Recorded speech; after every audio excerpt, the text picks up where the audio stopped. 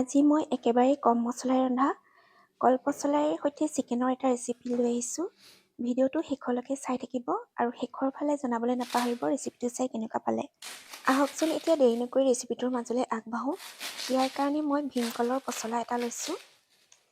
পচলাখিনি এনেদৰে কাটি চপাৰ এটাত লৈ লৈছোঁ আৰু চপাৰটোৰ সহায়ত মই এতিয়া পচলাখিনি কাটি ল'ম।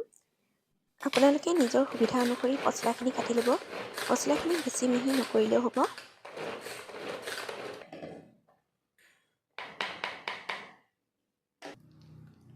এয়া মই গোটেই পচলাখিনি এনেদৰে কাটি ল'লোঁ। আনফালে মই কেৰাহীখন ভালদৰে গৰম হ'লত ইয়াত অলপ জোখমতে মিঠাতেল দি লৈছোঁ। তেলখিনি ভালদৰে গৰম হ'লত ইয়াত দিছোঁ এটা শুকান জলকীয়া আৰু এতিয়া তেজপাত আৰু কেইটামান পাঁচফোৰণ। দুটা ডাঙৰ চাইজৰ পিঁয়াজ দিছোঁ আৰু এতিয়া কম জুইত পিঁয়াজখিনি 2 মিনিটমান সময় ভাজি ল'ম।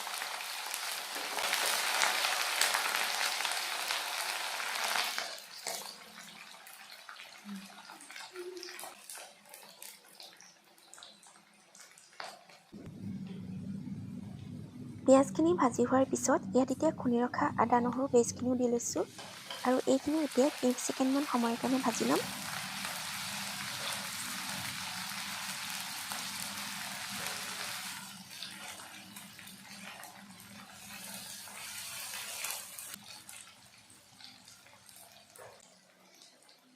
এতিয়া জোখমতে ধনিয়া গুড়ি, জিৰা গুড়ি, কাশ্মীৰ ৰেড চিলি পাউডাৰ আৰু হালধি গুড়ি অলপমান দি লৈছোঁ।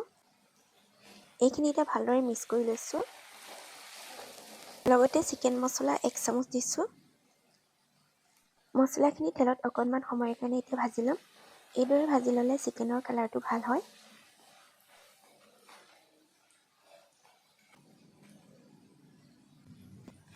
মছলাখিনি ইয়াত ভাজি লোৱা হৈ গ'ল। এতিয়া ইয়াত মাংসখিনি দি দিছোঁ আৰু গেছৰ ফ্লেমটো হাই কৰি দিছোঁ।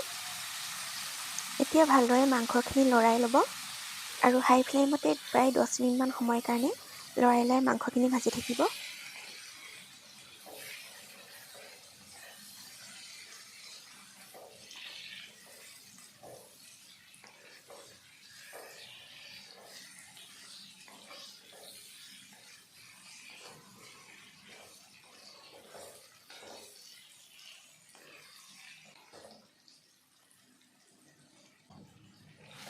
প্ৰায় 10 মিনিটমান সময় হাই ফ্লেমত মাংসখিনি ভজাৰ পিছত এতিয়া গেছৰ ফ্লেমটো মিডিয়াম কৰি লৈছোঁ আৰু ইয়াত দিছোঁ সোৱাদ অনুসৰি নিমখ। নিমখখিনি দিয়াৰ পিছত 10 মিনিটমান সময়ৰ কাৰণে আকৌ ল' ফ্লেমত মাংসখিনি ভাজি ল'ম।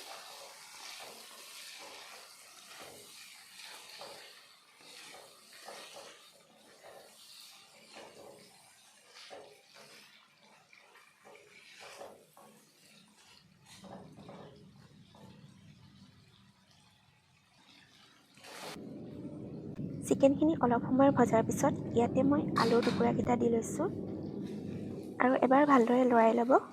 এতিয়া এইখিনি মিডিয়াম জুইত ঢাকি পেলাই ৰাখি দিব।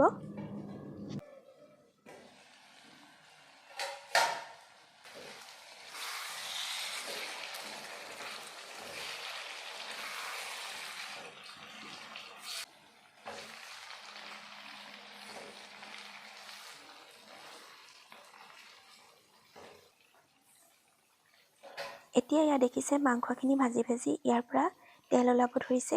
এইখিনি সময়তে পচলাখিনি দি ল'ব আৰু লগতে অকণমান আদা নহৰু পেষ্ট দি দিব।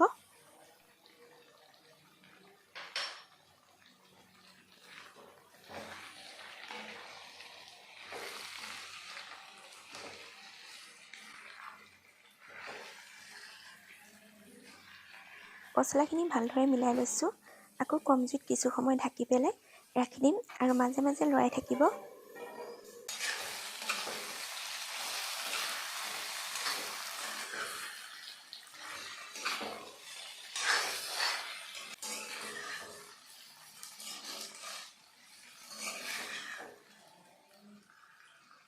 এতিয়া ইয়াতে অলপমান গৰম পানী দি লৈছোঁ।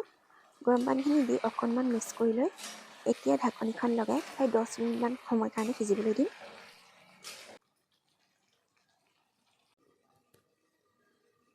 প্ৰায় 10 মিনিটমান ভজাৰ পিছত এয়া আমাৰ কলপচলাৰ লগত ৰন্ধা চিকেনৰ ৰেচিপিটো ৰেডি হৈ গ'ল।